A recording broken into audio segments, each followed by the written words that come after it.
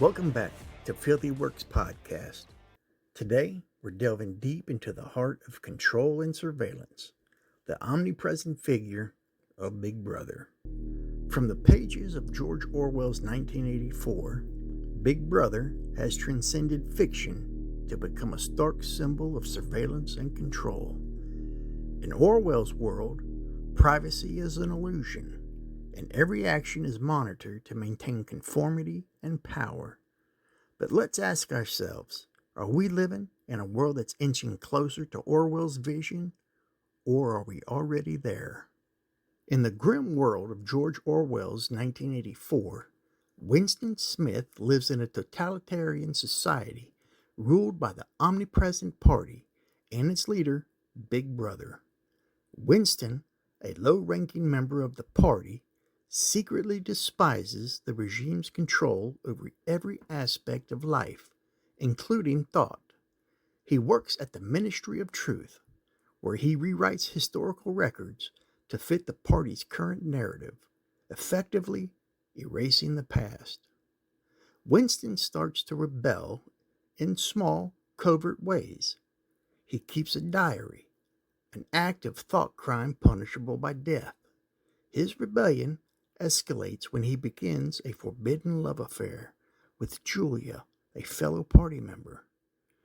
Together, they seek out O'Brien, a high-ranking official they believe to be part of the Brotherhood, a secretive group opposing the party. Their hopes are crushed when O'Brien reveals himself to be a loyal party member. Winston and Julia are arrested by the thought police. Winston is subjected to brutal torture and psychological manipulation in the Ministry of Love.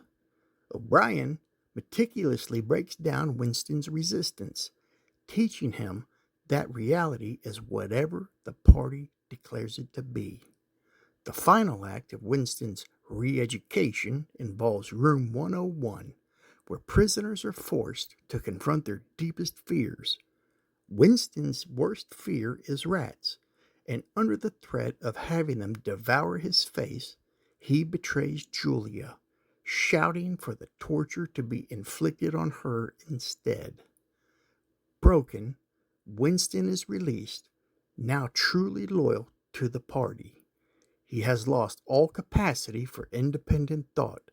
His love for Julia extinguished, the novel ends with Winston in a cafe, thinking he loves Big Brother, a complete transformation from the man who once sought freedom. The party's control is absolute, and Winston has been reduced to a mere shell of his former self, a testament to the terrifying power of Big Brother. Our daily lives are now an intricate dance with technology. Our smartphones, smart TVs, even our fitness trackers gather a treasure trove of data about us, our habits, our whereabouts, our very essence. This isn't merely about knowing what ad to show you next. It's about predicting your behavior, influencing your choices, and potentially controlling your narrative. In a world where technology is omnipresent, our devices quietly compile an intricate map of our lives. Smartphones, with their myriad of apps, track our every move through GPS, monitoring our communications, and log our online activity. They know when we wake, where we go, and even what we dream about through our search histories.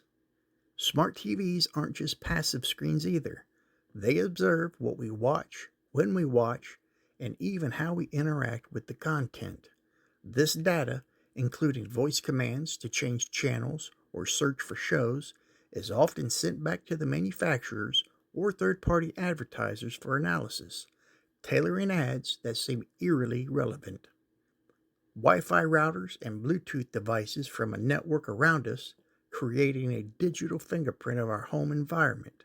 They know which devices are active, when, and for how long, painting a picture of our daily routines. Near-field communications, the NFC chips in our phones or our payment cards, can reveal our shopping habits, our locations, as each tap or scan adds to a profile of our consumer behavior. Fitness trackers, intended to promote health, record more than just steps. They monitor our heart rates, sleep patterns, physical activity, amass in a detailed health diary. This information can be used to infer not only our fitness level, but also our daily schedules and stress levels. Collectively, these devices create a surveillance network, gathering data on our habits, whereabouts, and our personal essence. This trove of information is often shared or sold to data brokers, advertisers, and even government agencies, turning our personal lives into commodities in the vast market of surveillance data. We're now in an era where our social feeds are curated to echo our beliefs, where advertising isn't just persuasive but predictive, and where the line between entertainment and propaganda is increasingly indistinct. Are we witnessing the rise of Big Brother, or are we just the growing pains of a digitally connected society? In today's digital landscape, social media platforms use complex algorithms to show us content that matches our existing views.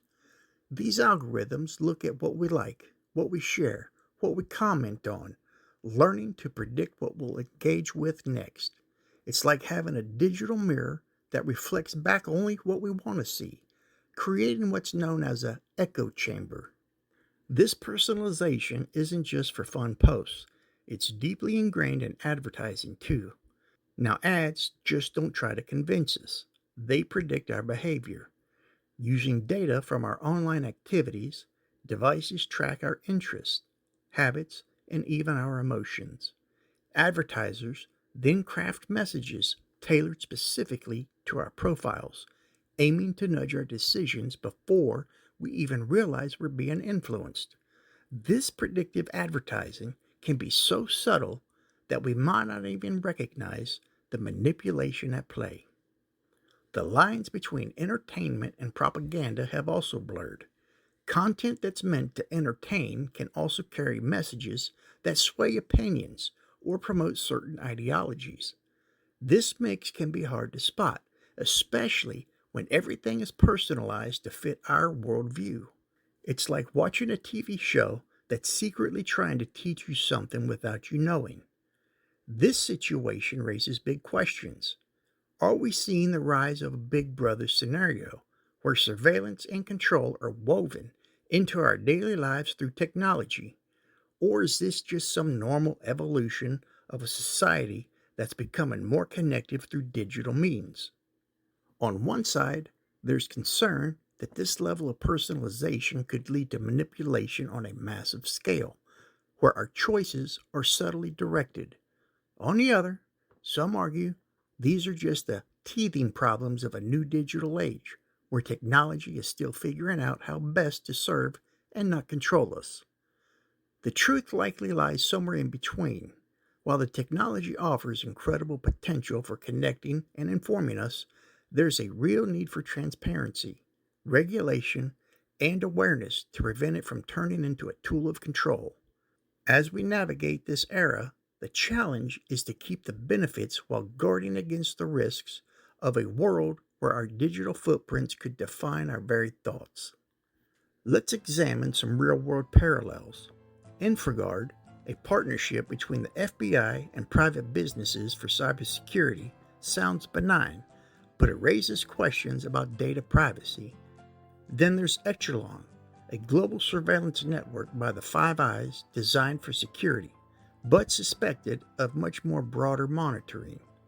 Now, InfraGard is a special program where the FBI works together with businesses and other groups to protect important parts of the country, like power plants, water systems, and communication networks.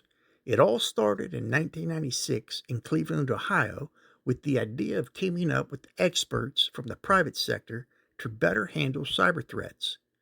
Here's how it works. InfraGard has chapters all over the United States, each linking to an FBI office. These chapters are made up of people from businesses, schools, and different levels of government. They share information about potential threats, like hacks or physical attacks on critical systems. The main goal is to keep these vital infrastructures safe by sharing knowledge and tips on security. Members get access to FBI briefings, training sessions, and early warning signs about threats. They also have a secure website where they can exchange information that's not for public eyes. InfraGard isn't just about cyber threats, though. It also deals with physical threats to places like dams, energy grids, or chemical plants. By having a mix of private and public sector, they can quickly respond to new dangers because they combine the know-how of both worlds. The program has grown a lot since it began, now boasting thousands of members across the country. It's a way for businesses to help protect the nation by sharing what they know and learning from government experts. However, there's been some debate about privacy since it involves sharing a lot of information. But the idea is to use this collaboration for the good of national security. InfraGard shows how important teamwork between different parts of society can be in keeping our essential services safe from harm. Then there's ECHELON, a global surveillance network by the Five Eyes, designed for security but suspected of much broader monitoring. ECHELON is a surveillance program that was set up by some countries to listen in on communications around the world. Here's the story in simple terms. The origins of ECHELON was born during the Cold War, back in the late 1960s. The countries behind it were the United States, the United Kingdom, Canada, Australia, and New Zealand. Together, they're called the Five Eyes, or just Five Eyes. They wanted to keep an eye on the Soviet Union and their friends, so they created this system to intercept messages. Here's how it works. Imagine a giant ear in the sky. Echelon uses big satellite dishes and ground stations to catch phone calls, faxes, emails, and any other kind of electronic talk. Once it catches these messages, it runs them through computers that look for certain words or phrases. If something matches, it gets flagged for a closer look. There are listening posts all over the world, like in England, Australia, and the US. These stations are where the magic happens, intercepting communications from satellites or even from undersea cables. Now there's some controversies. Over time, people got worried about Echelon. They were concerned because it wasn't just listening to foreign enemies, but it was also listening to allies, businesses, and even regular folks. There were fears that this could be used for spying on companies to steal trade secrets or invading personal privacy. Echelon stayed under wraps for a long time, but eventually journalists and whistleblowers started talking about it. In the late 1990s and early 2000s, stories came out that made the government admit Echelon existed, though they didn't say much about how it worked. Today, while Echelon might not be as talked about, the idea of global surveillance has only grown with new technology. It's part of a bigger picture where countries share intelligence to keep tabs on global communications, but always with debates about privacy and rights. The impact of Echelon has showed us how powerful global surveillance systems can be, sparking discussions about privacy, security, and the balance between the two. It's a reminder that when the tech can listen to the world, we need to think carefully about who's listening and why. So Echelon is like a secretive giant from the Cold War that's still teaching us lessons about privacy in the digital age. And let's not forget the legacy of MKUltra, where the CIA experimented with mind control. Officially over, yet its shadow looms large, feeding speculation about ongoing clandestine operations. MKUltra was a secret program run by the CIA started in the 1950s. The goal was to find ways to control people's minds. They were worried that other countries like the Soviet Union might be using mind control on prisoners or spies, so they wanted to develop their own methods. The CIA did lots of experiments under MKUltra. They used drugs, especially LSD, to see if they could make people do or say things they normally wouldn't. They also tried hypnosis, electric shocks, and even sensory deprivation, where they'd make people feel like they were in a different reality. Many of these experiments were done without people knowing or even agreeing to it. They tested on soldiers, prisoners, patients in mental hospitals, and even regular folks who had no idea they were being part of an experiment. Some of these tests were really harsh and caused a lot of harm. For example, there was a scientist named Frank Olson who died after being given LSD without his consent. The project was supposed to be secret, but in the 70s, it all came out. Congress started investigations because other CIA activities and MKUltra was uncovered by accident. A lot of the records were destroyed, but enough survived to show what had been going on. The public was shocked. People were upset that the government would do such things to its own citizens. The program officially ended, but the legacy of MKUltra has led to a lot of distrust about government experiments. It also made laws stricter about consent for human experiments. Even now, MKUltra is talked about in movies, books, and conspiracy theories because of how bizarre and unethical it was. It's a dark part of history that shows what can happen when the quest for knowledge goes too far. But surveillance isn't solely the domain of governments. Tech giants like Apple and Google have been criticized for similar practices, using vast data to control narratives around products, curate content, and shape public perception. Apple and Google, two of the biggest tech companies in the world, have been under a lot of scrutiny for how they handle our personal information. Here's a simple breakdown of the criticisms. Data collection. Both companies gather lots of data about us. Google does this through its search engine, Gmail, Maps, and Android phones. They keep track of what we search for, where we go, and what we email, and even what we say if we use voice commands. Apple collects data too, especially through iPhones and iPads, but they claim to do less of it compared to Google, focusing more on selling hardware than data for ads. Yeah, right. People worry that this data collection turns into surveillance. For example, Google can know almost everything about your daily life because their services are so widespread. Apple has been criticized for collecting less data, but still enough to raise privacy concerns, especially with location tracking through features like Find My iPhone. There's concern about how this data is shared or used. Google uses the data to sell ads that are super targeted to our interests, which some see as an invasion of privacy. Apple, while not primarily an ad company, shares data with developers and for some services, sometimes in ways that users might not expect. Both have been criticized for how they handle government requests for data. There have been cases where they had to hand over user data to governments, like during the FBI's request for Apple to unlock an iPhone. Google has been in hot water for allowing government surveillance through programs like PRISM, even if they claim it's only when legally compelled. The complexity of privacy policies has been a point of critique.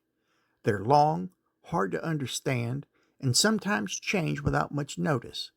This means many users agree to data collection without fully understanding what they're giving away. How many of you remember clicking I agree when installing an app and not even reading the terms of service? You just gave away your privacy. These practices have led to public outcry, lawsuits, and calls for better privacy laws. Both companies have made moves toward offering more privacy options, like Apple's app tracking transparency or Google's privacy settings. But critics say it's not enough or just a way to seem like they care about privacy while still collecting data. Some argue that these companies provide free or valuable services in exchange for data, and the surveillance is just part of the deal. Others believe there should be stronger laws to protect our privacy, emphasizing that we shouldn't have to choose between convenience and privacy. Overall, the story of Apple and Google's data practices is one where technology, convenience, and privacy intersect, leading to an ongoing debate about how much control we should have over our digital lives. This brings us to the core of our discussion. How do we balance the benefits of technology with the right to privacy?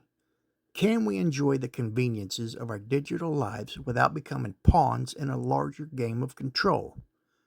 Once upon a time, not too long ago, we found ourselves in a world where technology was growing faster than ever. It brought incredible benefits like instant communication, easy access to information, and smart devices that made life easier. But with these benefits came a big question. How do we enjoy all of this tech while keeping our privacy safe? The benefits of technology. Imagine you can ask your phone to play your favorite song, find the nearest coffee shop, or check the weather without moving from your couch. Technology makes our lives more convenient, connecting us with friends and family worldwide, and even helps doctors diagnose diseases quicker with new tools. It's like having a magic wand for everyday tasks. The privacy challenge. However, every time we use these services, we leave digital footprints. Search engines, social media, apps, and even our smart devices collect data about us, what we like, where we go, who we talk to, and when we're active. This information can be used to make ads more relevant, but also raises privacy concerns. If others know so much about us, can we say that we still have privacy? Here's how we've been trying to strike the balance. Laws and regulations. Countries have started making laws to protect privacy, like the GDPR in Europe, which gives people control over their personal data. These laws force tech companies to be more transparent about what they collect and why. Some companies have started to give users more control over their data. They let you see what's collected, delete it, or opt out of sharing. Apple, for instance, introduced features where apps need permission to track you. Google has settings to limit data collection too. Privacy by design. This is a concept where privacy is considered from the very beginning when making new tech. Products are designed to collect only what's necessary to protect it well. Education. Teaching people about their digital rights and how to manage privacy settings can empower them to make better choices. Innovation in privacy tech.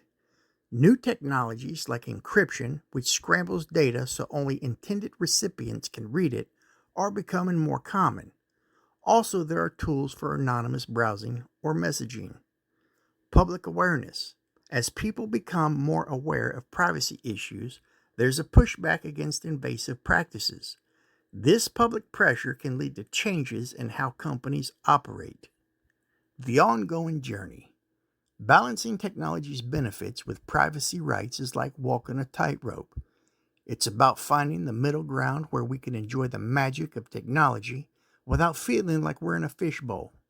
Every day, new solutions are proposed, laws are debated, and technologies are developed to protect our privacy while still letting us use all the cool stuff tech has to offer. The story doesn't have an end because it's an ongoing challenge. As technology evolves, so does our understanding of privacy, leading to a dance between advancement and protection that we all have a part in. People should seek better understanding from experts like Shoshana Zuboff, author of The Age of Surveillance Capitalism, who argues that we're entering a new economic order where our personal data is the commodity. The fact of the matter is that in centralizing now, the harms that come, the corruption of these systems that are centralized is now a corruption, as in the hive model, that affects every single one of us. Also discover the legal perspective with insights from Jennifer Granick, a surveillance law expert, talking about the legal frameworks that should protect us but often lag behind technological advancements. Governments increasingly want two things. One is access to information about their citizens and others, and the other is control over what people can do online. The fantasy that somebody is listening to me through my TV couldn't happen 10, 20 years ago, but with smart TVs, it absolutely can happen. 20 or even 10 years ago, where nobody knew where I went, what I read, who I spoke with, or those sorts of things, because that just wasn't being tracked, unlike today. You know, if things keep going the way they are, then basically everything we do will be transparent to corporations and to governments. This episode isn't just about fear. It's about awareness and action. We need to engage in this dialogue, demand transparency, and fight for our digital rights. That's all for today. Join us next time as we continue to explore topics of interest of today's life in America. Leave a comment on what topic you find interesting for us to make an episode on. Stay safe, be mindful, and keep it filthy.